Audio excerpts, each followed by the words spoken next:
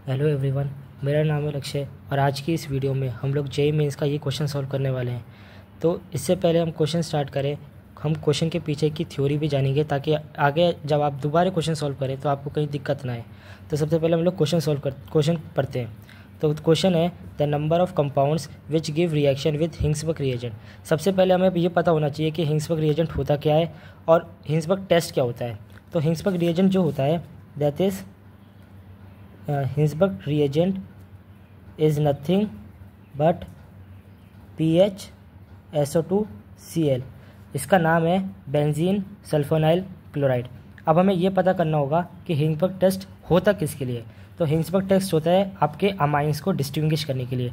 ये टेस्ट आपको ये बताता है कि आपका अमाइन 1 डिग्री है, 2 डिग्री है या 3 डिग्री है। तो अगर आपका अमाइन प्राइमरी अमाइन है यानी कि चाहे वो एलिफेटिक हो या एरोमेटिक हो, ये दोनों आपको हिंग्सबर्ग रिएजेंट में हेल्प करेंगे। ये दोनों ही रिएक्ट कर जाते हैं हिंग्सबर्ग रिएजेंट में और ये सॉल्युबल होते हैं बेस के अंदर। तो ये रिएक्ट भी करते हैं और बेस में ही सॉल्युबल भी होते हैं। बेस में सॉल्युबल क्यों होंगे? क्योंकि एक हाइड्रोजन हमारे पास अवेलेबल हो जाता है बेस के अंदर। जैसे कि आपका RnH2 में 2 हाइड्रोजन है, जिसमें से एक हाइड्रोजन आपका हिंग्सबर्ग रिएजेंट में यूज़ हो जाएगा, लेकिन एक हाइड्रोजन स्टिल बच जाएगा, एक्टिव हाइड्रोजन। ठीक है, तो ये रिएक्ट भी करते हैं और दे आर soluble in base. Now coming to the second amine, जो आपका सेकेंड डिग्री अमाइन होता है या सेकेंडरी अमाइन आप जिसको कहते हो, दैट इज़ R2NH। एलिफेटिक हो या एरोमेटिक हो, ये आपका रिएक्ट तो कर जाएगा, ये आपका टेस्ट तो दे देगा, but it is insoluble in base. The reason is क्योंकि इस पर कोई हाइड्रोजन बचता ही नहीं है।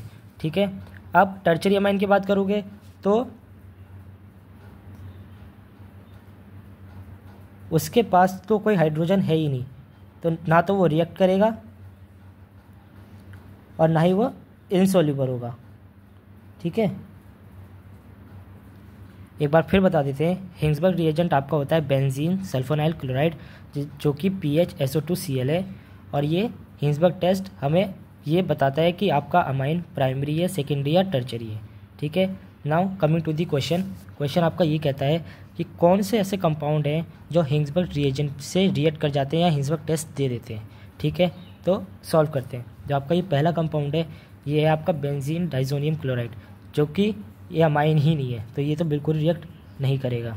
ठीक है, आपका सेकंड कंपाउंड जो है वो अमाइड है। देखो ये वाला जो स्ट्रक्चर है ये आपका अमाइड है, तो ये भी रिएक्ट नहीं करेगा। ये आपका एनिलीन है, जो कि प्राइमरी एलिनीन है, ये रिएक्ट भी करेगा, ये सॉल्युबल भी है। ठीक है, ये आपका टर्शरी अमाइन है, ये आपका रिएक्ट नहीं करेगा। ये आपका 2 डिग्री अमाइन है, ये रिएक्ट करेगा बट इट इज़ इनसॉल्युबल। तो क्वेश्चन कह रहा है कि कौन से रिएजेंट है जो टेस्ट दे देंगे, तो हमें प्राइमरी और सेकेंडरी ही चूज़ करने हैं। ये आपका टर्शरी अमाइन है, ये रिएक्ट नहीं करेगा। ये आपका प्राइमरी अमाइन है, रिएक्ट कर जाएगा। ये भी रिएक्ट कर जाएगा, आपका प्राइमरी अमाइन है। ये सेकेंडरी अमाइन है, ये सेकेंडरी अमाइन है, ये रिएक्ट नहीं करेगा, ये भी रिएक्ट कर जाएगा। और ये आपका अमाइड है, तो ये भी रिएक्ट नहीं करेगा। तो कौन से ऐसे कंपाउंड है जो रिएक्ट कर जाएंगे? That is 1, 2, 3, 4 and 5। तो आपका करेक्ट आंसर 5 है। अगर आपको वीडियो अच्छी लगी तो आप इसे लाइक कीजिए, और अगर आपको कोई भी डाउट हो तो आप बता सकते हैं, और मुझे क्या इंप्रूव करना है ये भी आप मुझे कमेंट सेक्शन में बता सकते हैं। Thank you so much.